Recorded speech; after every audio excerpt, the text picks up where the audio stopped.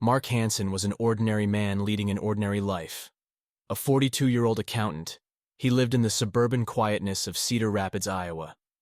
His days were spent balancing books and managing finances for local businesses. His evenings were quieter still, shared with his wife Laura, a 38-year-old high school English teacher. They had been married for 12 years, and to Mark, their life together had always seemed solid, if not particularly remarkable. Laura was the love of his life. They met in Chicago at a mutual friend's wedding. Mark was immediately drawn to her wit and intelligence. Laura had a way with words that left him in awe, a talent she carried into her classroom every day. She had always been a voracious reader, often losing herself in thick novels while Mark watched TV or tinkered in the garage. They had no children, a decision made early in their marriage to focus on their careers and each other. Mark and Laura shared a modest 2-story home on a tree-lined street. It was the kind of neighborhood where people waved at each other and helped out with minor chores. Mark loved the stability and predictability of his life. He enjoyed his routine, jogging in the mornings, working at his firm, and then returning home to a dinner prepared by Laura, or occasionally ordering takeout when neither felt like cooking. They spent weekends gardening, visiting local parks, or enjoying quiet evenings at home. Their life was comfortable, their marriage seemingly steady. But beneath this veneer of tranquility, small cracks had started to form. Mark, ever the pragmatist, often attributed these fissures to the normal wear and tear of a long-term relationship.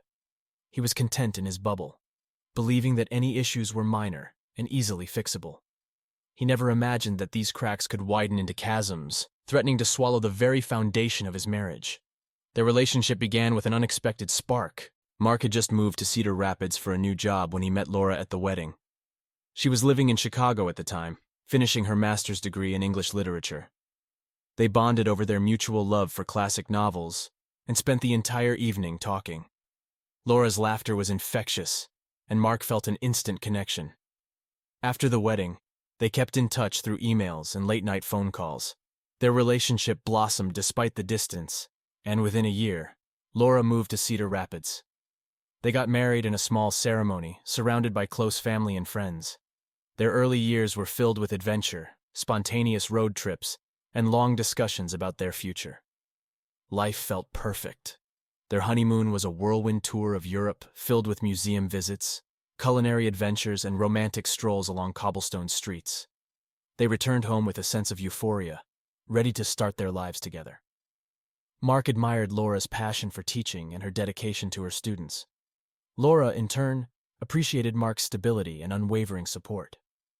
Over time, they settled into a comfortable rhythm. Mark excelled in his career, earning promotions and respect within his firm. Laura became a beloved teacher, known for her engaging lessons and genuine care for her students. They were the couple everyone envied, successful, happy, and seemingly perfect for each other. Their friends often commented on how lucky they were to have found one another. However, as the years passed, the initial excitement of their relationship began to fade.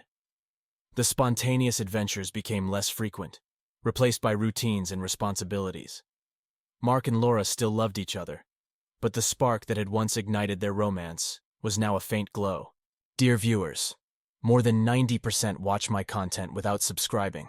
If you still have not subscribed, then I ask you to do so. For me, this is the best motivation to continue. They were companions in life, partners in every sense, but something was missing. Mark noticed small changes in Laura's behavior about a year ago. She had always been sociable, but lately she seemed distant. She started spending more time at school events and coming home later than usual. Mark tried to dismiss his concerns, attributing them to her dedication to her students and her work. However, it was difficult to ignore the growing distance between them. Laura became secretive with her phone, something she had never done before. She would often step out of the room to take calls and seemed anxious when Mark asked who it was. He told himself it was probably just a colleague or a student needing extra help, but a nagging feeling in his gut said otherwise. On weekends, Laura began making excuses to leave the house. Errands that took longer than expected. Sudden meetings with friends he had never heard of before. Her absences left Mark feeling increasingly lonely and confused. He found himself replaying conversations in his mind, searching for clues that might explain her behavior. Laura, who once shared every detail of her day, now seemed to be living a separate life. One night, while Laura was asleep, Mark lay awake, staring at the ceiling. He tried to convince himself that he was overthinking things, that it was just a rough patch that every marriage went through. But the unease gnawed at him, refusing to be ignored. He decided to pay closer attention, hoping to find a rational explanation for Laura's actions. Mark started noticing inconsistencies in Laura's stories. She would mention meeting a friend for coffee, but when he casually brought it up later, she couldn't remember the details. Her phone buzzed with messages that she quickly dismissed or ignored in his presence.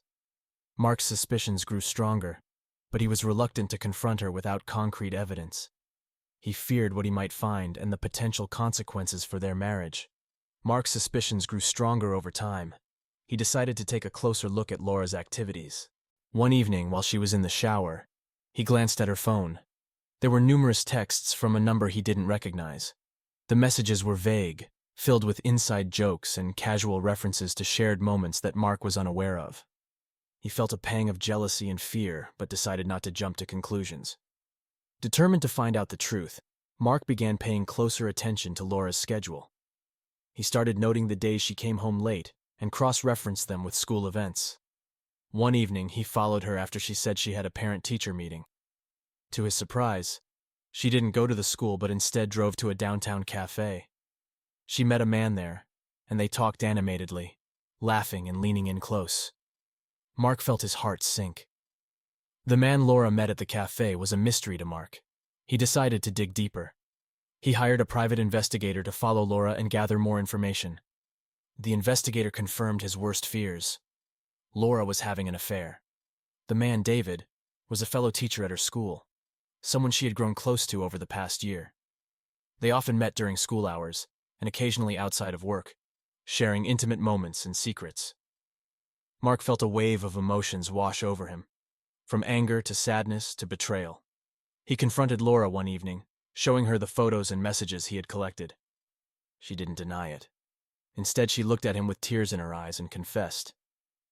She admitted that she had fallen out of love with him and had found solace in David's company.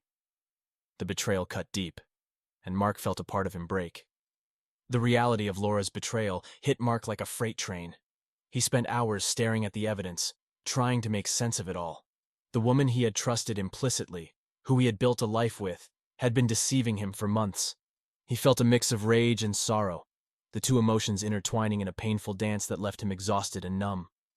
Laura's confession was direct. She told Mark how her relationship with David had started innocently enough. They were colleagues who shared a passion for teaching and literature.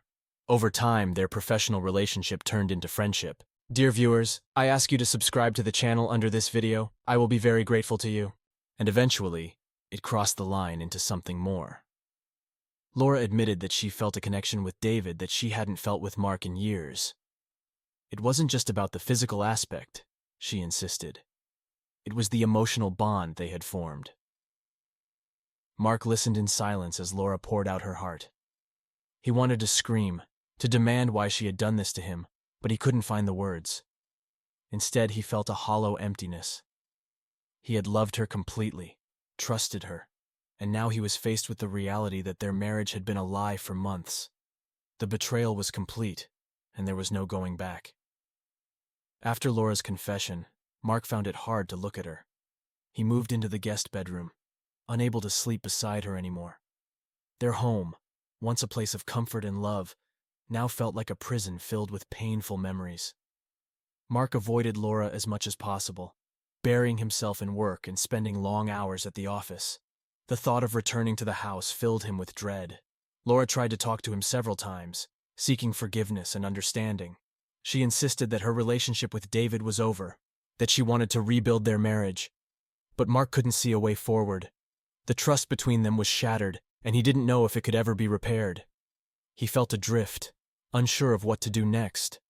After the confrontation, Mark was unsure of his next steps.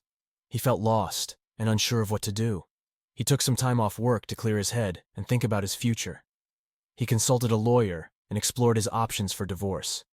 The lawyer advised him to gather more evidence and prepare for a potentially contentious process. Mark also reached out to a therapist to help him process his emotions and understand his feelings. The sessions were cathartic, providing him with a safe space to vent and explore his thoughts. He realized that while the betrayal had shattered his trust, he needed to take control of his life and make decisions that were best for him. During one therapy session, Mark's therapist suggested he create a plan of action. This involved setting short-term and long-term goals to help him navigate the turbulent waters ahead. Mark started by focusing on his immediate needs: finding a new place to live, separating their finances, and ensuring his emotional well-being. He also began thinking about his long-term goals, such as rebuilding his life and finding happiness again. Mark's first priority was finding a new place to live.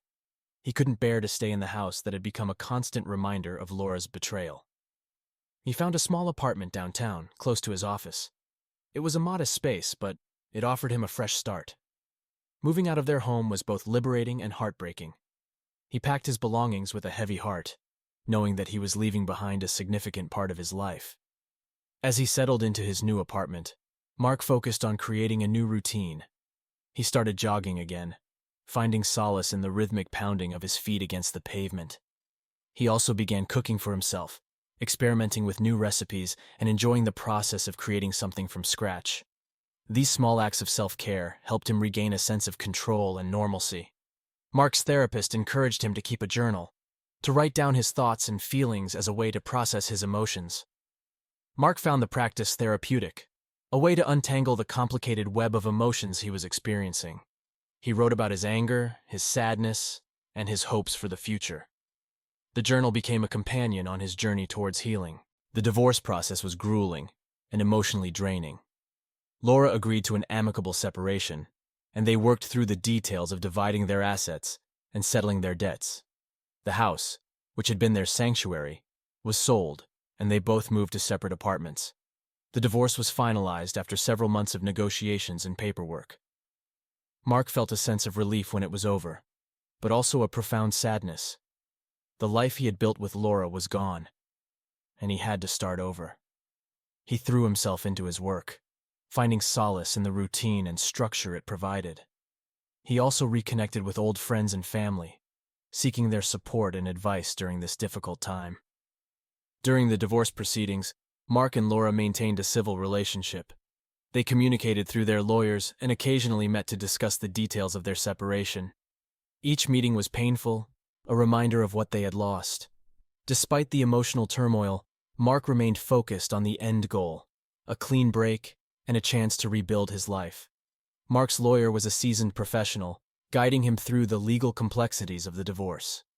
They discussed the division of assets, spousal support, and the sale of their home. Mark was determined to be fair, but he also wanted to protect his own interests. The process was a delicate balance of negotiation and compromise, with both sides making concessions. As the months passed, Mark and Laura's lives began to diverge. They no longer shared the same space, the same routines, or the same future. The finalization of their divorce marked the end of a significant chapter in Mark's life. He felt a mix of relief and sorrow, knowing that he was free to move on, but also grieving the loss of the life they had built together. Mark sought advice from those he trusted, hoping to gain some perspective on his situation. His best friend John had gone through a similar experience a few years earlier and offered valuable insights. John advised him to focus on self-care and to take things one day at a time. He encouraged Mark to explore new hobbies and interests, to rediscover himself outside of his marriage. Mark also joined a support group for individuals going through divorce. The group provided a sense of community and understanding that he desperately needed. Sharing his story with others who had similar experiences helped him feel less alone and more hopeful about the future. He began to see the light at the end of the tunnel and took small steps towards rebuilding his life. In his support group, Mark met people from all walks of life. Each person had their own story of betrayal, heartbreak, and recovery. Hearing their experiences helped Mark gain perspective on his own situation. He realized that he wasn't alone, that many others had faced similar challenges and had found a way to move forward.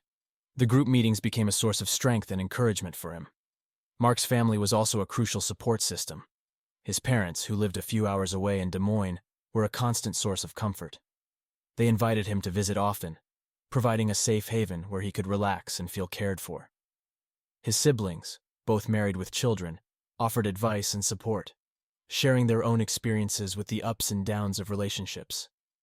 Mark's colleagues at work noticed the change in him and offered their support as well. His boss, understanding the personal turmoil Mark was going through, gave him the flexibility to take time off when needed. His coworkers invited him to social events, helping him stay connected and engaged. The kindness and understanding he received from those around him made a significant difference in his journey towards healing. Mark's journey towards rebuilding his life was gradual and filled with small victories. He continued his therapy sessions, finding value in the ongoing support and guidance. His therapist helped him set new goals and encouraged him to step out of his comfort zone. Mark started exploring new hobbies, such as photography and hiking, discovering a passion for capturing the beauty of nature through his lens. He also focused on his professional development, taking on new challenges at work and enrolling in courses to expand his skills. His dedication paid off, earning him a promotion and recognition within his firm. The success boosted his confidence and reminded him of his capabilities. Mark began to see himself not just as a man recovering from a broken marriage, but as a strong, capable individual with a bright future. Socially, Mark started to re-engage with old friends and make new connections. He attended social events, joined clubs, and even tried his hand at online dating. While he wasn't ready for a serious relationship, he enjoyed meeting new people and exploring the possibilities. These interactions helped him regain a sense of normalcy and reminded him that life goes on. Mark's new apartment became a sanctuary, a place where he could truly be himself. He decorated it to reflect his tastes and interests, filling it with books, photographs, and art that inspired him. The space felt like a fresh start, free from the memories of his past life. It was a place where he could heal and grow. Mark's journey was far from easy, but he emerged stronger and more resilient.